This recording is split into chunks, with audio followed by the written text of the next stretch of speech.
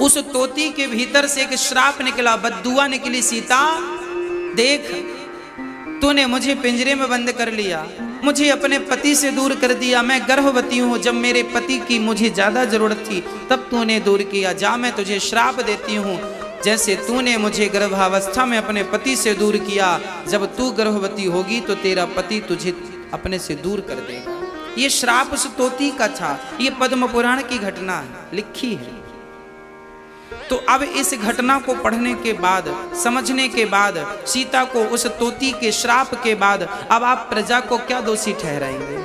आप राम को क्या दोषी ठहराएंगे? रामचरितमानस में एक चौपाई और है जो इस बात को पुष्ट करती है। को ना काहू को सुख दुख कर दाता, निज कृत कर्म भोग सब भ्राता। याद रखना भक्तों, जीवन का एक अटल सत्य आपसे कह रहा हूं, गांठ बांध के रखना। इस संसार में ना कोई किसी को दुख देता है, ना कोई किसी को सुख देता है। आपके बुरे कर्म ही आपके सामने दुख बनकर प्रकट हो जाते हैं, और आपके अच्छे कर्म ही आपके सामने सुख बनकर के प्रकट हो जाते हैं। जैसी करनी वैसी भरनी, आज किया कल पाएगा, चढ़ता सूरज धीरे धीरे ढलता है, ढल जाएगा। अर्थात हमने जो कल किया था उसका फल आज पा रहे हैं, जो आज कर रहे हैं कल। तो सीता माता के दुख का कारण भी उनके अपने ही वो कर्म थे, इसलिए किसी को कोई दोष देने की जरूरत नहीं। आपके जीवन में भी जब कोई संकट आवे, कोई मुसीबत आवे, कोई परेशानी आवे, किसी पर दोष ना लगाना। हम लोगों की आदत होती है, तुम्हारे कारण ऐसा हो गया, तुम्हारे कारण ऐसा हो, तुम्हारे कारण ना, किसी के कारण नहीं, इसका जिम्मेदार भी मैं हूं। इसलिए कहो, हे प्रभु आपको कभी भूलूं नहीं, हे नाथ सदा आपका चिंतन करता रहूं। तो हम कितने कैरेट के हैं? राम तो 24 के थे। अब आप अपना हिसाब लगा लो। चलिए, अब आप कोई 2 कैरेट का ही रह गया, कोई 10 कैरेट का रह गया, कोई 15 का, शायद मुझे लगता है कोई 24 का हो, और हों तो फिर उन्हें मैं प्रणाम भी करता हूँ। यदि कोई 24 का है तो उन्हें प्रणाम, और नहीं है तो मेरी आपसे ये भी प्रार्थना है, अपनी शुद्धता बढ़ाओ। हाँ, जो आपके भीतर मिलावट हो गई है हटा दो। भाई, भट्टी में डालने से सोना शुद्ध हो जाता है ना, कचरा अलग, फिर बच गया सोना। तो आपके पास भी ऑप्शन अभी है कि आपके भीतर जितनी बुराइयां हैं, काम क्रोध लोभ ना जाने क्या क्या, सब कुछ अभी भी समय है, कुछ बिगड़ा नहीं है। आप अभी भी सब कुछ निकाल बाहर करो और शुद्ध बुद्ध भाव से बस गोविंद का चिंतन करो। हे नाथ मैं आपको कभी भूलूं नहीं। बच्ची उम्र भगवान को दे दो, खत्म। तो मनुष्य का धर्म, अब आप मनुष्य हो गए ना 2% ही सही। अब मैं बताऊं मनुष्य का धर्म क्या है। मनुष्य का धर्म है सत्य बोलना। राम ने कभी अपने जीवन में असत्य भाषण नहीं किया, पूरी जिंदगी में। 11,000 वर्षों तक राज्य किया है राम ने, 11,500 वर्षों, कभी झूठ नहीं बोला राम जी। तो राम सत्यवादी हैं। हमें भी कोशिश करनी चाहिए, जो भी शब्द निकले सत्य ही निकले, हम झूठ ना बोलें। झूठ बोलकर आप 10 करोड़ रुपए कमा लो, वो 10 करोड़ 10 जगह से चले जाएंगे, और सच बोल करके आपने 10 रुपए कमाया तो वो आपके पास रहेंगे, आपका काम करेंगे, आपकी समृद्धि बढ़ाएंगे, आपका यश बढ़ाएंगे, आपको निरोगी रखेंगे। पाप की खीर पूड़ी और मेहनत की नमक रोटी अच्छी है। पाप की खीर पूड़ी से अच्छी मेहनत की नमक रोटी अच्छी है। अब आप ही निर्णय करिए कि आपको किस प्रकार जीवन चुनना है। सत्य के मार्ग को चुनना है, असत्य के। देखिए, आप स्वतंत्र हैं, दोनों मार्ग आपके लिए ईश्वर ने खोल रखे हैं, सत्य का भी असत्य का भी, अच्छा का भी बुरा का भी। शराब भी आपके पास है और दूध भी आपके पास है। निर्णय आपका कि आपको दूध पीना है कि शराब पीना है, निर्णय आपका है, विचारधाराएं आपकी हैं। मनुष्य का धर्म है सत्य। राजा हरिश्चंद्र बिक गए पर सत्य को नहीं छोड़ा। हाँ, भागवत जी का प्रश्न दूसरा ये है, ईश्वर सगुण है या निर्गुण है? भगवान को हम क्या कहकर पुकारें, सगुण कहें या निर्गुण कह दें? अच्छा आप बताइए, भगवान सगुण है या निर्गुण, साकार है या निराकार है? बताइए। ईश्वर, कोई आपसे पूछे भगवान साकार हैं या निराकार है, तो आप उनसे ये कहिएगा ईश्वर दोनों हैं। ईश्वर साकार भी है, ईश्वर निराकार भी है। कैसे? बोले ऐसे, जैसे पानी निराकार है, पानी का कोई आकार तो नहीं है इसलिए निराकार। जिसका कोई आकार ना हो उसे निराकार कहते हैं, जिसका कोई आकार हो उसे साकार कहते हैं। तो पानी निराकार है, पर वही पानी जब कटोरी में भरकर फ्रिज में रखते हैं तो पानी बर्फ बन जाता है। पानी तो निराकार था पर बर्फ का एक आकार बन गया। तो जो पानी अभी निराकार था वही थोड़ी देर बाद आकार ले चुका है, साकार हो चुका है। तो पानी निराकार तो है पर जरूरत पड़ने पर वो साकार भी हो जाता है। उसी प्रकार भगवान निराकार तो है पर भक्तों के प्रेम की फ्रिज में जब भगवान प्रतिष्ठित होता है तो वही भगवान भक्तों के लिए साकार बन करके, राम और कृष्ण बन करके प्रकट हो जाते हैं। वही निराकार। निराकार कौन है? बोले आदि नारायण। जो नारायण है ना, जो नारायण है वो निराकार है, परंतु वही निराकार राम बनकर प्रकट हो गए, वही निराकार कृष्ण बनकर प्रकट हो गए, हम सबके लिए साकार बन के आ गए। तो आप साकार में मन लगाएं या निराकार में मन लगाएं, कोई बात नहीं है। पर एक बात तो बिल्कुल कन्फर्म है कि आपको निराकार में मन लगाने के लिए साकार का सहारा लेना ही पड़ेगा। फॉर एग्जाम्पल, एक उदाहरण से समझ लेते हैं। मैया जी, ओ मेरी माँ, समझ में आ रही है बात? हाँ, जरा सुनिएगा। आपसे मैं अभी कहूं कि अपनी माँ का ध्यान करो। आपकी माँ की आंख कैसी थी, आपकी माँ के गाल कैसे थे, आपकी माँ की सूरत कैसी थी, जरा ध्यान लगाओ। आपकी माँ, जरा कोशिश प्रैक्टिकल करो, मैं आपको प्रैक्टिकली समझाऊंगा। जरा देखो आपकी माँ कैसी है, देख लिया ना? बस आपकी आंखों के सामने माँ की सूरत उतर आई, हाँ या ना? प्रत्यक्ष प्रैक्टिकली चीजें हैं। अच्छा, आपकी आंखों के सामने माँ की सूरत क्यों उतर के आई है? क्योंकि आपने अपनी माँ को देखा है। अब आप जरा दूसरी बात सुनिए कि जिस बच्चे की माँ बचपन में ही मर गई थी, बच्चे को जन्म दिया और बेचारी चल बसी, उस बच्चे से कहा जाए कि तुम अपनी माँ का ध्यान करो, कैसी थी माँ, कैसी थी उसके गाल, कैसे थे उसका मुंह, कैसी थी सूरत, क्या वो ध्यान कर पाएगा? बोलो, क्यों नहीं करेगा?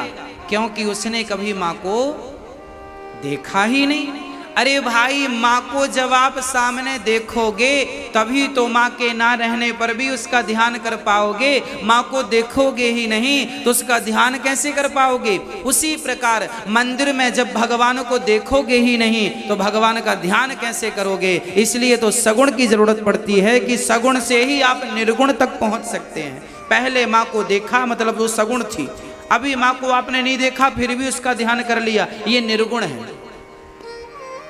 सगुण को देखा तो निर्गुण तक पहुंचे, सगुण को देखा ही नहीं तो निर्गुण तक पहुंचने का सवाल ही खड़ा नहीं होता। हाँ या ना? बात समझ में आई आपको? माँ को देखा ही नहीं है तो ध्यान किसका करेगा? सगुण को, माँ एक सगुण है ना, माँ का एक आकार मतलब सगुण है, पर वो सगुण जब चली गई, समाप्त हो गई तो सगुण निर्गुण हो गई। पहले माँ सगुण थी, मेरे सामने थी, अब माँ नहीं है मतलब माँ निर्गुण हो गई। तो सगुण को देखा तब तो निर्गुण में ध्यान लगा, सगुण को देखा ही नहीं होता तो निर्गुण में ध्यान कैसे? कुछ लोग हमारे भारत में ऐसे ही हैं, हम तो निर्गुण वाले हैं, निर्गुण वाले। अरे पागल, निर्गुण वाले हो तो सगुण से ही तो निर्गुण में जाओगे। पहली सीढ़ी पे पांव रखोगे तब तो दूसरी पे चढ़ोगे, दूसरी पे रखोगे तब तो तीसरी पे चढ़ोगे, और सीढ़ियों से ही तो छत पे जाओगे, कोई छलांग लगा के थोड़ी चले जाओगे। ईश्वर तक पहुंचाने के लिए सगुण तो सीढ़ियां हैं, सगुण की सीढ़ी, सगुण सीढ़ी है और निर्गुण छत है, समझिएगा। सगुण सीढ़ी है, निर्गुण छत है, छत तक पहुंचने के लिए सीढ़ियों का सहारा आवश्यक है। उसी प्रकार निर्गुण परमात्मा तक पहुंचने के लिए, निराकार का चिंतन करने के लिए साकार का सहारा जरूरी है। साकार में मन लगेगा। हम बिहारी जी का दर्शन किए हैं तो आंख बंद करेंगे तो बिहारी जी की छवि सामने आ जाएगी। अब देखा ही नहीं तुमने बिहारी जी को तो आंख बंद करके बैठे रहो, किसका ध्यान आएगा? जगन्नाथ जी को हमने देखा है, हमने आंख बंद की और हमने कहा जगन्नाथ जी ऐसे, उनके हाथ ऐसे, उनकी हमारे सामने लो तस्वीर बनने लगी, जगन्नाथ जी ऐसे हैं। अब देखा ही नहीं तो तस्वीर किसकी बना लोगे? हमने द्वारिकाधीश जी को देखा है, ऐसे हैं, भगवान के हाथों में बंसी है और बड़ी ऐसे सांवले से हैं और ऐसा दरबार है, ऐसा सुंदर मुस्कान है उनकी, देखा है तो चित्त में आ रही है छवि, देखा ही नहीं तो कैसे आती? भाई सगुण से ही तो निर्गुण है। कोई डायरेक्ट कहे मैं निर्गुण वाला हूं तो आपका ज्ञान अभी कच्चा है, थोड़ा पकाइए। सगुण, मैं निर्गुण का विरोध नहीं करता, राम जी खुद कहते हैं, मैं नहीं, चलो मेरी बात मत मानो, रामचरितमानस में सुंदर कांड में गोस्वामी जी लिख रहे हैं और राम अपनी वाणी से कह रहे हैं। राम जी कह रहे हैं, सगुण उपासक परहित निरत नीति दृढ़ ते नर प्राण समान मम जिनके द्विज पर प्रेम। सगुण उपासक, सगुण, राम जी कह रहे हैं मुझे सगुण उपासक पसंद है, सगुण उपासक पर हित निरत नीति दृढ़ नैम, कह रहे हैं राम जी। और फिर भी अब कोई ना समझे तो फिर कोई समझा भी तो नहीं सकता। भगवान के अवतार कितने हैं ये प्रश्न भागवत जी का है। सौनक जी प्रश्न कर रहे हैं सूत जी से, भगवान के अवतार कितने हैं। अब यहां से पावन सी कथा प्रारंभ होती है। भगवान के 24 अवतार हैं। भगवान के टोटल कितने अवतार हैं? 24। कौन कौन से? पहला अवतार है सनकादि, सनक, सनंदन, सनातन, सनत कुमार, इन चारों को एक ही कहा जाता है। दूसरा अवतार भगवान ने 12 बन करके हिरण्याक्ष कुमार के पृथ्वी की स्थापना करने के लिए 12 अवतार धारण किया। विष्णु वाराह भगवान की नगरी से ही ये दास है। हाँ, पूरे भारत में 12 भगवान का एक ही मंदिर है जहां हमारी दास की जन्मभूमि है। रेमझा गांव से 9 किलोमीटर दूर मझौली है, वहाँ विष्णु वाराह भगवान का एक प्रसिद्ध मंदिर है। विष्णु वाराह भगवान का कहा जाता है कि एक किसान बैल चरा रहा था। हाँ, वो किसान पेशे से मछुआरा था। उसने जाल डाला तो मछली तो फंसी नहीं, उस नदी से पत्थर फंस के आ गया। उसने फिर फेंक दिया नदी में, नदी पत्थर आया तो फेंक दिया। फिर जाल डाला, फिर पत्थर वही आया, फिर फेंक दिया। फिर जाल डाला, फिर पत्थर आया। उसको लगा ये बार बार आ रहा तो रख ही लो, पत्थर को जेब में रख लिया। घर ले आया, घर में एक जगह पर रख दिया।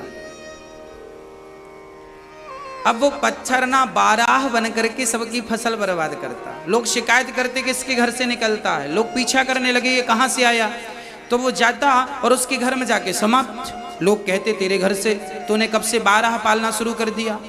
बोला मेरे घर तो कुछ नहीं है। नहीं नहीं है। तब फिर उसे सपना आया कि जो तुझे पत्थर मिला था उसके लिए तू एक मंदिर बना। तो मझौली में उसने एक मंदिर पावन तट पर।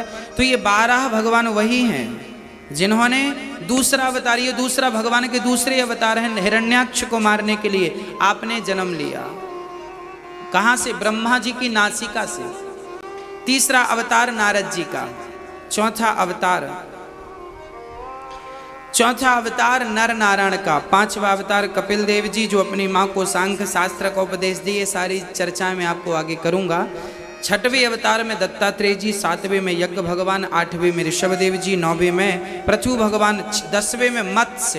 एक बार भगवान मछली भी बने, मत्स्य। 11वां अवतार कछुआ, कच्छप। 12वां अवतार भगवान का हुआ धनवंतरी।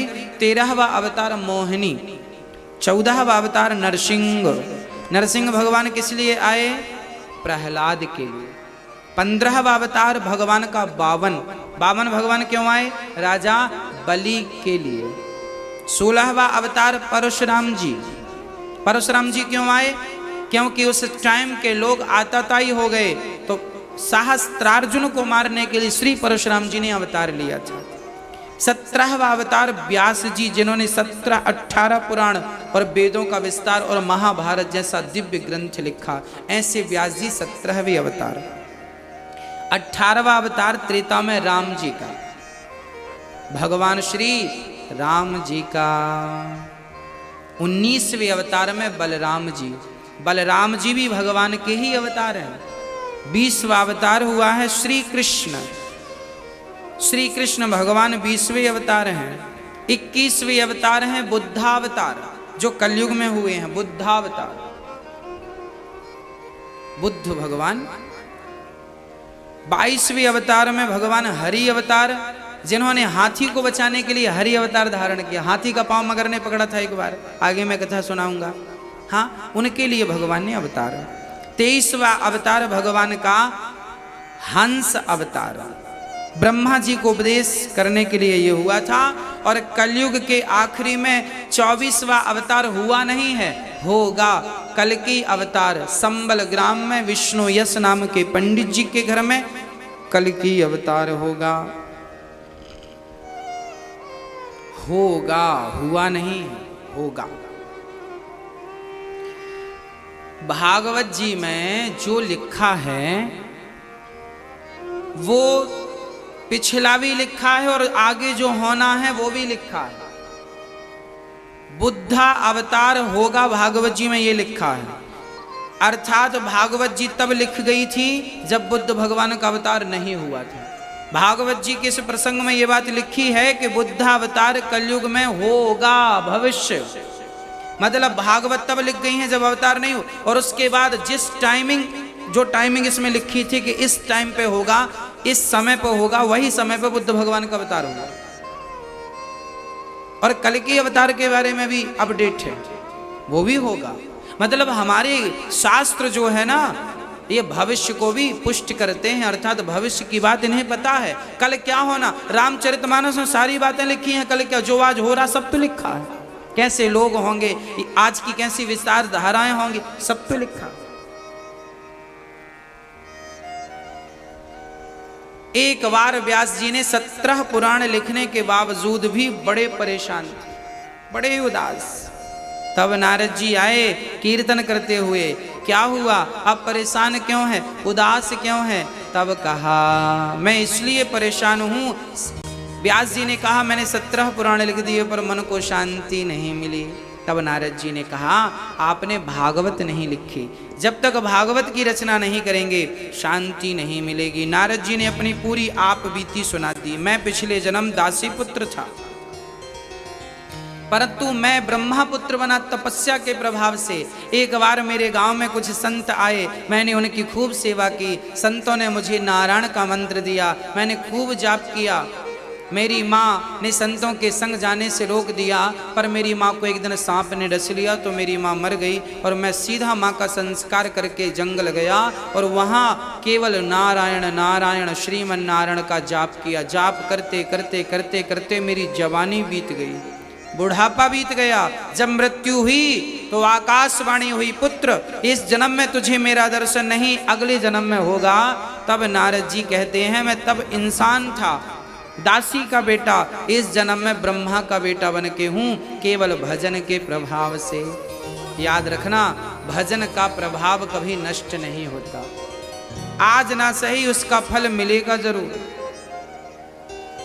एक बार तपना होता है, तपाना होता है, उसके बाद जो सुख मिलता है ना, अपार होता है। सुदामा गरीब थे, पर जब भगवान की शरण में गए तो जीवन भर दुख उठाया, अंत में भगवान ने 2 लोकों का मालिक बनाया। केवल मालिक नहीं, सुदामा को जवान भी किया भगवान ने। सुदामा बुढ़े गए थे, और पता है आपको, सुशीला और सुदामा दोनों जवान हो गए थे, और जवानी में फिर उन्होंने अपना राज्य भोगा और सारा सुख भोग कर फिर भगवान के धाम को गए। अर्थात भगवान की भक्ति कोई करेगा तो संसार के सुख से भी वो वंचित नहीं रहेगा।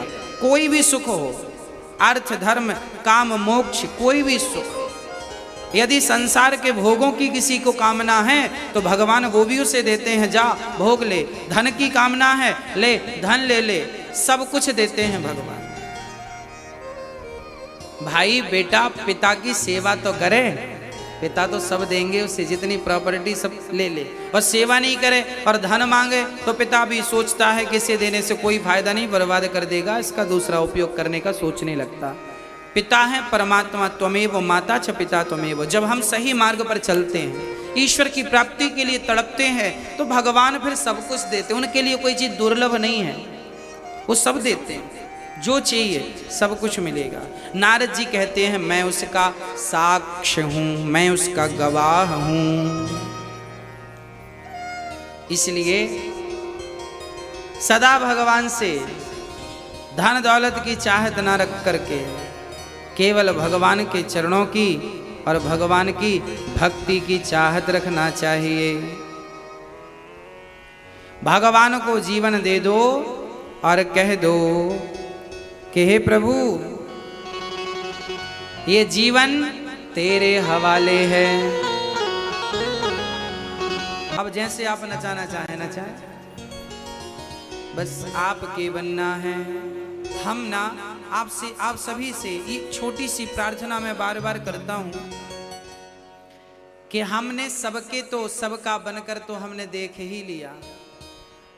हाँ, हम एक बार भगवान के बनकर देख ले, हाँ ना? हाँ, मैं सबका होकर देख लिया, एक तेरा होना बाकी है। मैं सबका होकर देख लिया, एक तेरा होना बाकी है। हे गोविंद, सबका होकर देख लिया, सबका बनकर देख लिया, सबके लिए करके देख लिया। अब एक बार भगवान का होकर देख लो और अपने लिए कुछ पुण्य करके देख लो, बस सब तो हो गया।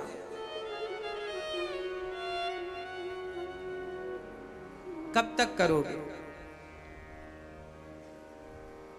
जितना किया बहुत है, अब कुछ अपने लिए कुछ कमा लो, राम नाम की पूंजी कमा लो। व्यास जी महाराज ने भागवत लिखी, 17 पुराण लिखने के पश्चात अंत में श्रीमद् भागवत लिखी। और शुरुआत कहां से की? महाभारत के युद्ध से। कहते हैं महाभारत जहां से पूरा होता है ना, भागवत वहां से प्रारंभ होती है। हाँ जी, भागवत कहां से प्रारंभ हुई? महाभारत से। 99 कौरव मारे गए, एक बचा मात्र दुर्योधन। भीम भैया की गदा से उनकी भी जंघा टूट गई, परंतु जिंदा रहा। आखिरी में गुरु द्रोणाचार्य के पुत्र अश्वत्थामा रात्रि के समय दुर्योधन से मिलने गए। मित्र कैसे हो? दुर्योधन ने कहा, अब मेरा हाल पूछने से कोई फायदा नहीं, थोड़ी देर में मर जाऊंगा, पर मरते मरते भी मेरी एक इच्छा रह गई। इन इच्छाओं की बातें जरा सुनिएगा। मरते मरते भी अभी क्या बची है? इच्छा। कौन सी इच्छा? चलो अच्छी इच्छा होए तो समझ में भी आए। इच्छा क्या थी दुर्योधन की? कि पांडवों को हम मरा हुआ देख लें बस। 5 की 5 में एक भी नहीं मरा। दुख इस बात का है कि हम 100 में एक भी नहीं बचे और वो 5 में एक भी नहीं मरा। अच्छा ऐसा क्यों था? हम 100 में से तो एक भी नहीं बच रहे हैं और वो 5 में एक भी नहीं मरे। क्यों ऐसा था? ऐसा इसलिए था कि जिनके सिर पर भगवान का हाथ हो उन्हें कौन क्या मारेगा। जिसने तेरा नाम लिया उसके जागे भाग, सोते हुए जीवन से अब तो प्राण जाग। कम है जिंदगी कर लो बंदगी, प्रभु का हाथ हो तो मौत भी न मारती। मन में बसा कर तेरी मूर्ति, उतारूं मैं गिरधर तेरी आरती। हाँ प्रिय भक्तों, भगवान पांडवों को मरने नहीं देते। भगवान जिनके रक्षक हैं उन्हें कौन मारेगा? दुर्योधन की बात मानकर अश्वत्थामा चला कि चलो एक प्रयास और कर लूं पांडवों को मारने का। अभी युद्ध में धर्म के साथ तो लड़ नहीं पाए, अब अधर्म से चलते हैं। कई बार इंसान अपनी जीत के लिए अधर्म का भी सहारा लेता है। अपने यश के लिए, अपने काम को बनाने के लिए अधर्म का आश्रय लेता है। आप याद रखिएगा, अधर्म का सहारा मत लीजिएगा। पांडवों ने कभी भी अधर्म का साथ नहीं लिया, जबकि कौरवों ने अधर्म चालू किया। अच्छा, महाभारत में भी एक नियम बनाया गया था, एक योद्धा से एक ही योद्धा लड़ेगा, दो नहीं लड़े। एक महारथी से एक महारथी लड़ेगा, एक घुड़सवार से एक घुड़सवार ही लड़ेगा, एक पैदल से एक ही पैदल लड़ेगा, एक हाथी वाले के ऊपर वाले से एक हाथी वाला लड़ेगा। सबसे पहले ये मर्यादाएं किसने बनाई थी? पितामह भीष्म ने। पितामह भीष्म की ये मर्यादाएं थी, ऐसा युद्ध होगा क्योंकि ये धर्म युद्ध है। धर्म क्षेत्र कुरुक्षेत्र समवेता युद्धोत्सव, धर्म युद्ध है। इस धर्म को तोड़ा किसने था? ये धर्म एक से एक ही युद्ध करेगा।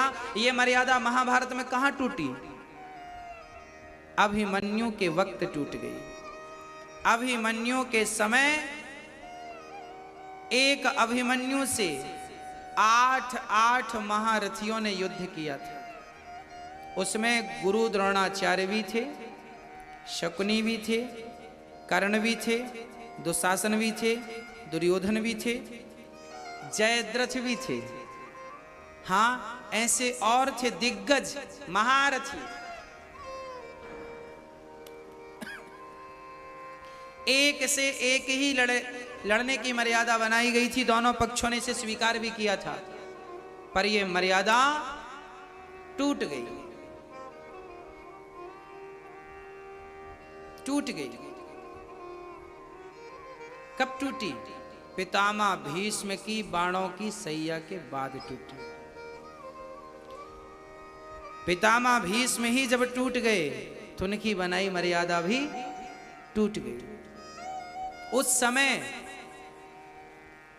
सेनापति पितामह नहीं थे, उस समय गुरु द्रोणाचार्य सेना पद पर अभिषिक्त थे।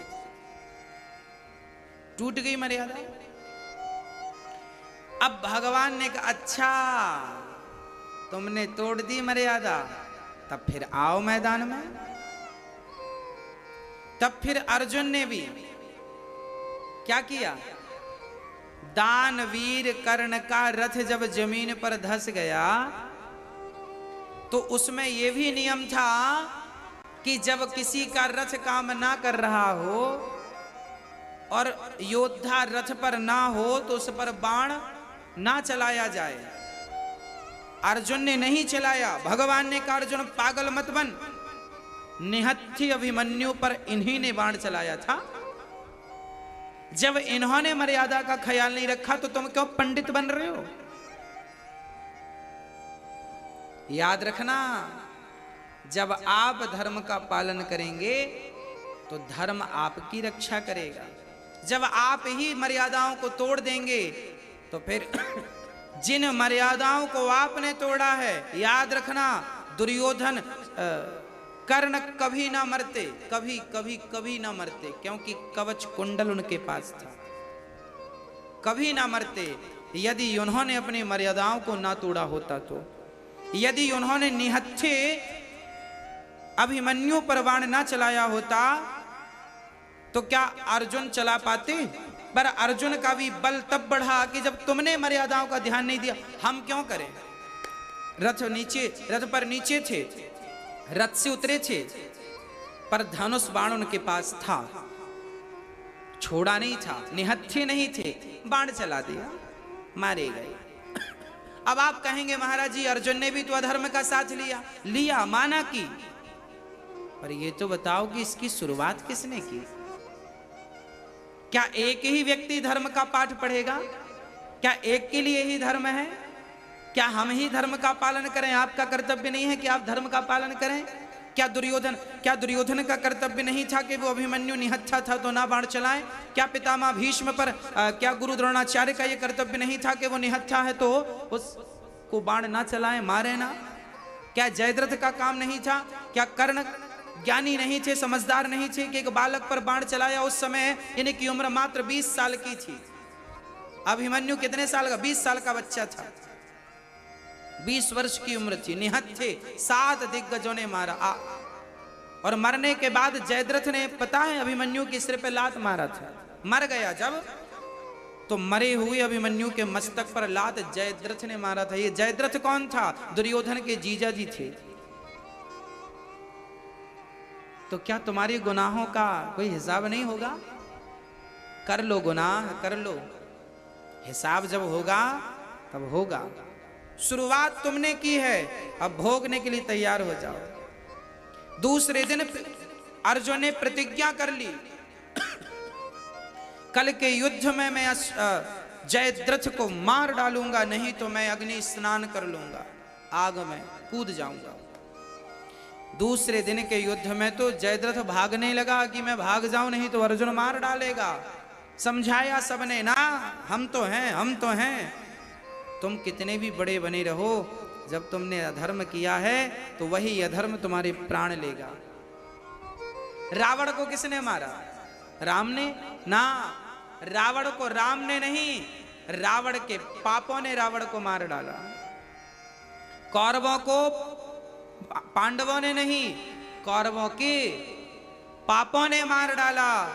आज का इंसान जब मरता है ना, वो आरोप लगाता है तुम्हारे कारण हुआ ना, तुम्हारे अपने पापों के कारण तुम परेशान हो, तुम्हारे पापों ने तुम्हें मारा है। भर गया है पाप घट पापी के अत्याचार से।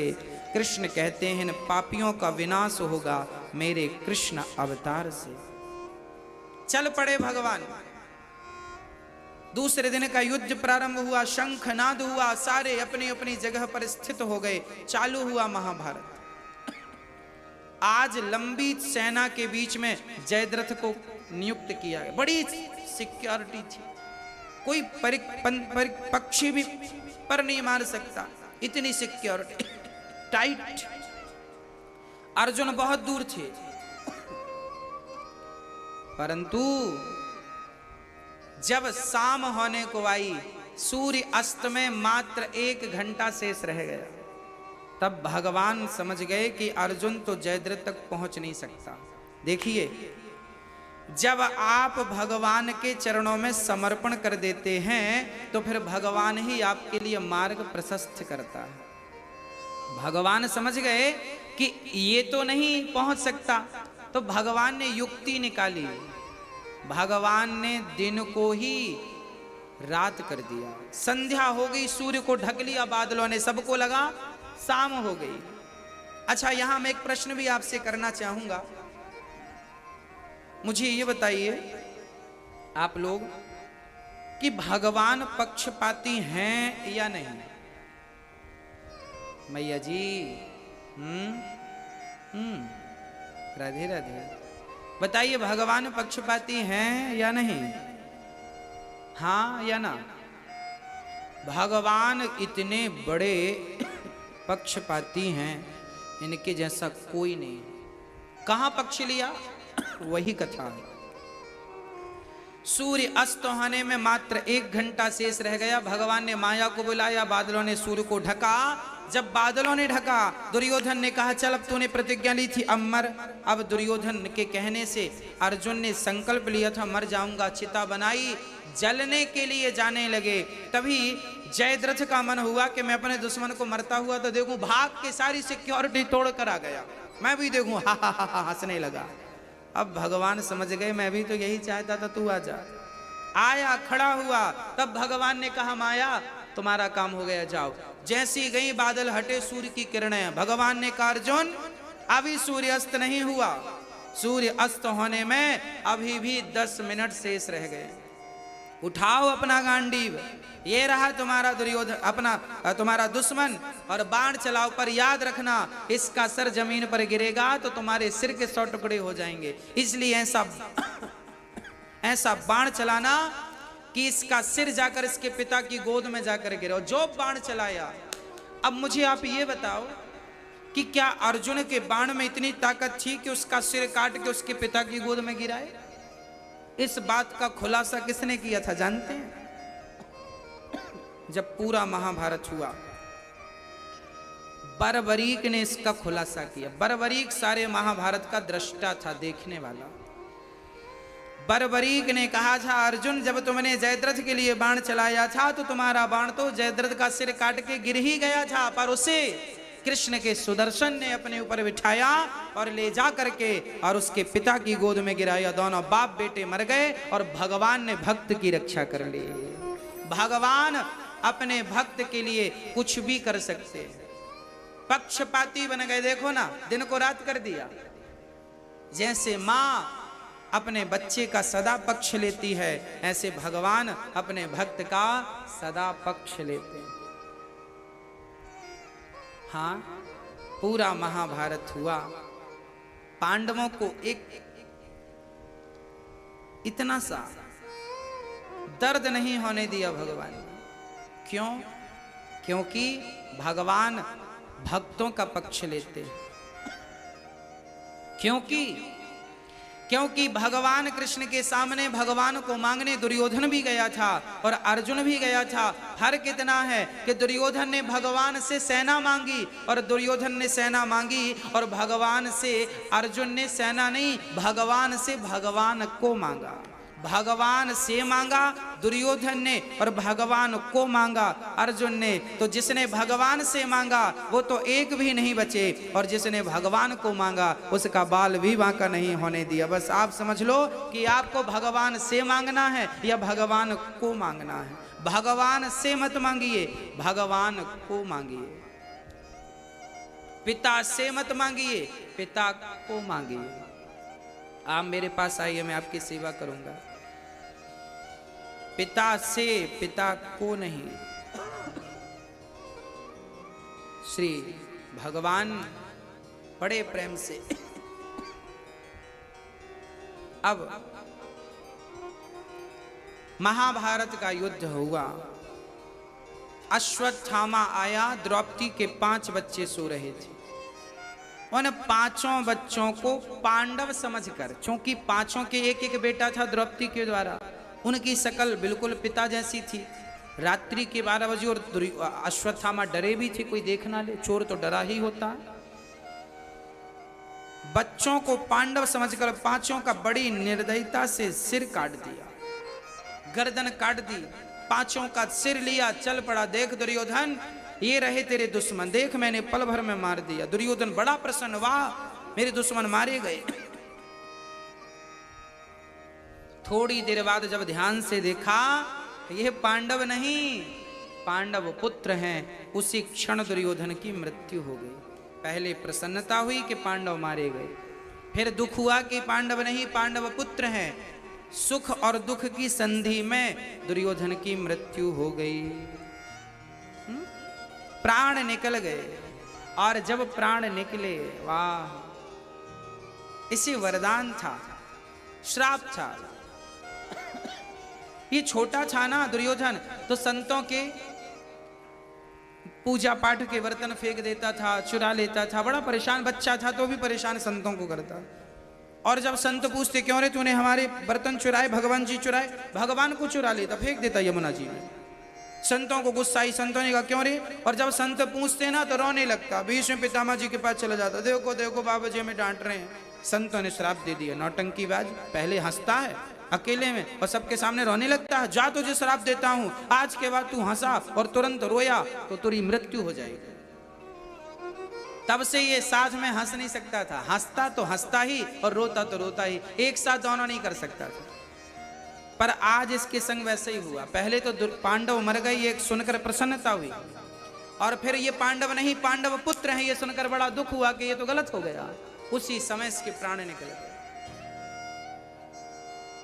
प्रिय भक्तों,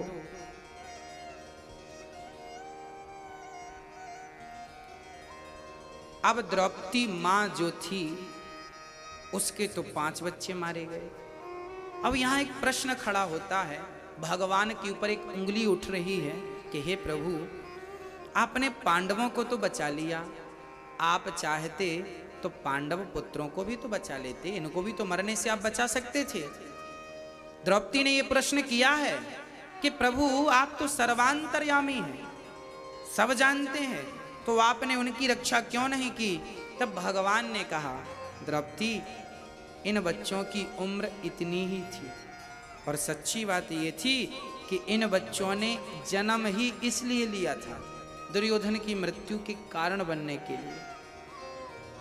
ये ना मरते तो दुर्योधन की मृत्यु ना होती, उनके लिए इनका मरना जरूरी था। मतलब ईश्वर जो करते हैं उसके पीछे प्लानिंग होती है।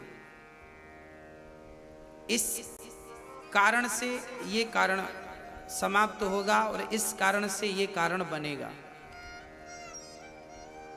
लीला है। हम लोग ना तुच्छ प्राणी हैं, हम भगवान की लीलाओं को समझते नहीं हैं। अश्वत्थामा के बाल पकड़ करके घसीट करके द्रौपदी के सामने खड़ा कर दिया अर्जुन ने। देखो द्रौपदी, आपके पुत्र का हत्यारा आपके सामने खड़ा है, जो सजा देना चाहो इस हत्यारे को दे दो। अच्छा मुझे आप एक बात बताओ, यदि आपके अपनों का कोई हत्यारा आपके सामने आकर खड़ा हो जाए तो आपके क्या विचार होंगे उसके लिए? क्या आपके भीतर उसके लिए कोई दया का स्थान होगा? मैया जी, क्या आपके भीतर उस हत्यारे के लिए कोई दया का स्थान होगा? हाँ या ना? नहीं ना?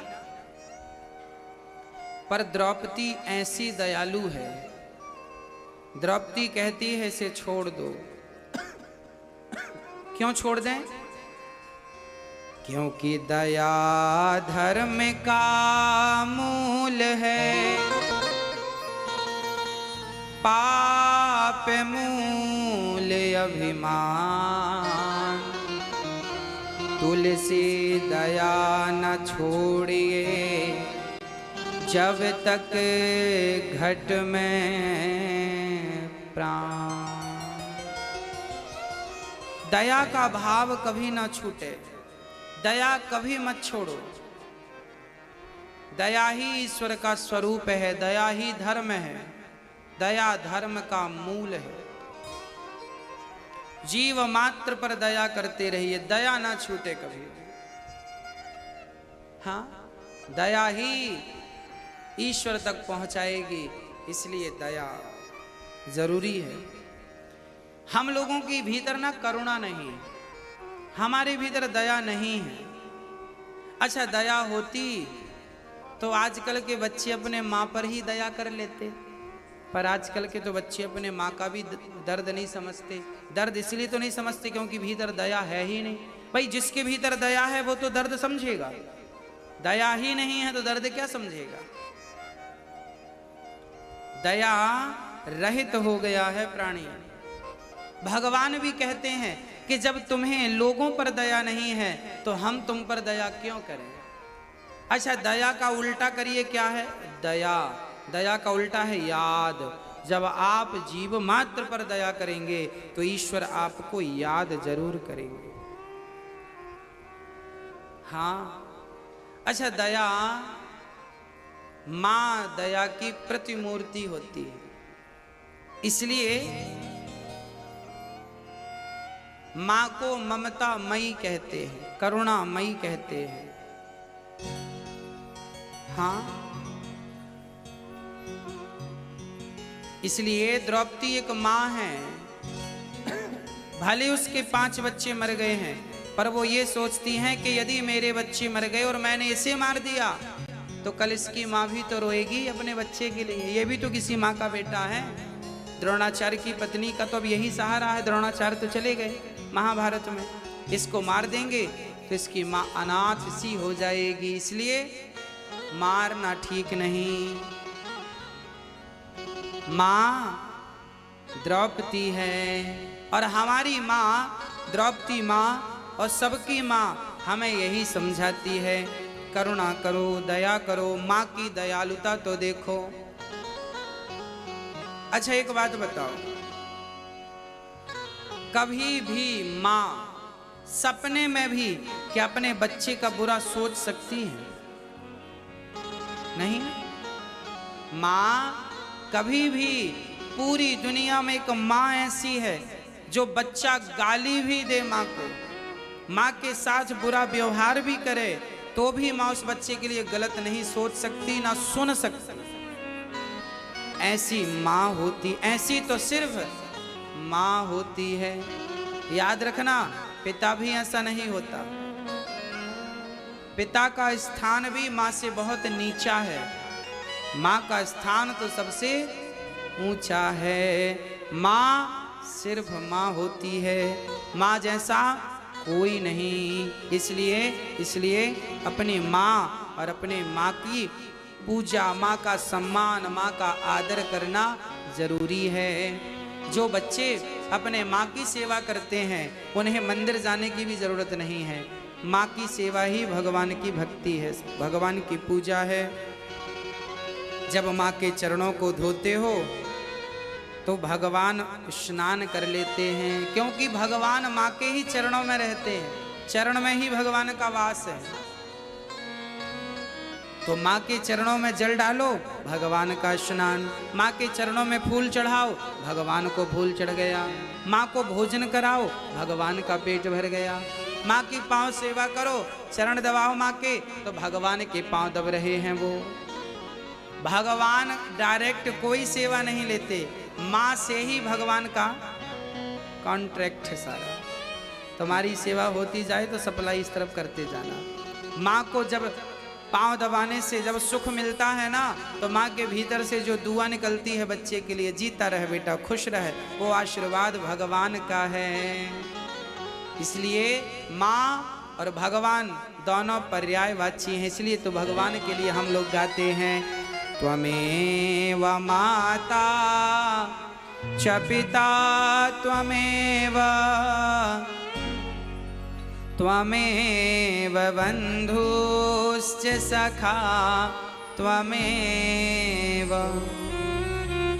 त्वमेव विद्या द्रविडं त्वमेव, त्वमेव सर्वं मम देव देव। तू कितनी अच्छी है, तू कितनी भोली है, हो प्यारी प्यारी है ओ माँ, ओ माँ, ओ माँ, प्यारी माँ, कितनी अच्छी है, तू कितनी भोली है, प्यारी प्यारी है ओ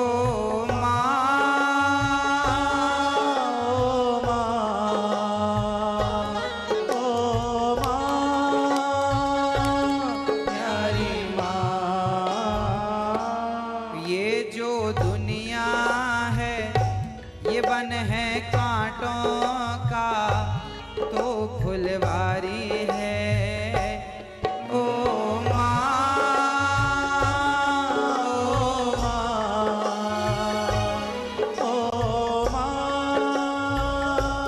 प्यारी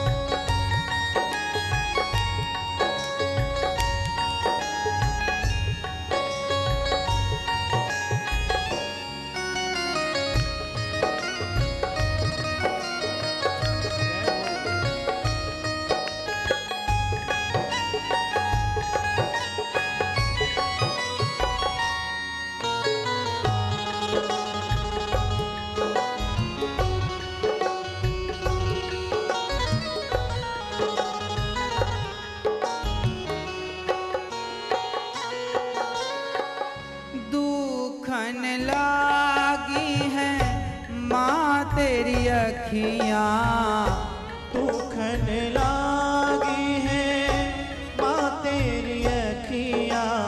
मेरे लिए जागी है तू, मेरे लिए जागी है तू, सारी सारी रतियाँ मेरी निंदिया पे अपनी निंदिया भी तूने वारी है ओ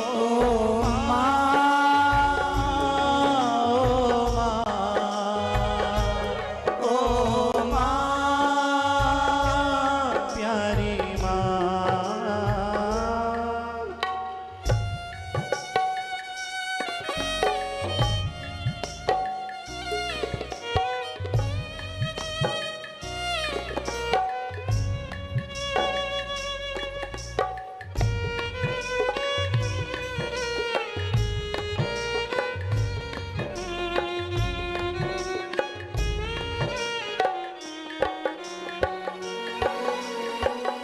अपना नहीं तुझे सुख दुख कोई, अपना नहीं तुझे सुख दुख कोई।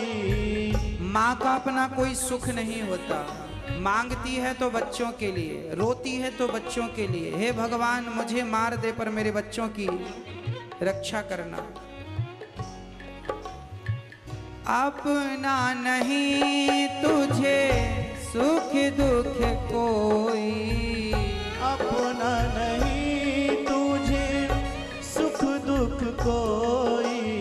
मैं मुस्काया तू मुस्काई, मैं रोया तो रोई, मेरे हंसने पे मेरे रोने पे तू बलिहारी है ओ माँ,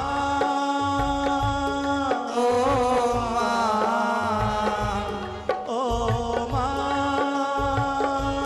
प्यारी माँ। इसलिए कहता हूँ कभी भगवान की आरती उतारने के बाद समय मिले तो माँ के चरणों की भी आरती उतार लेना, क्योंकि ये माँ ना होती ना तो हम ना होते, तुम ना होते। ये संसार यदि है तो माँ की बदौलत से। जिसकी कोख से जन्म लेते हो उसी माँ को घर से निकाल देते हो। हाँ, माँ शायद तुम्हें माफ कर दे पर भगवान माफ नहीं करेगा यदि तुमने माँ के साथ गलत किया तो। हाँ, समय मिले तो आरती सजाओ और बड़े प्रेम से माँ को मूर्ति भगवान मानकर, हाँ, लेके पूजा की थाली ज्योत मन की जगाली, तेरी आरती उतारूं भोली माँ। तू जो दे दे सहारा सुख जीवन का सारा, तेरे चरणों पे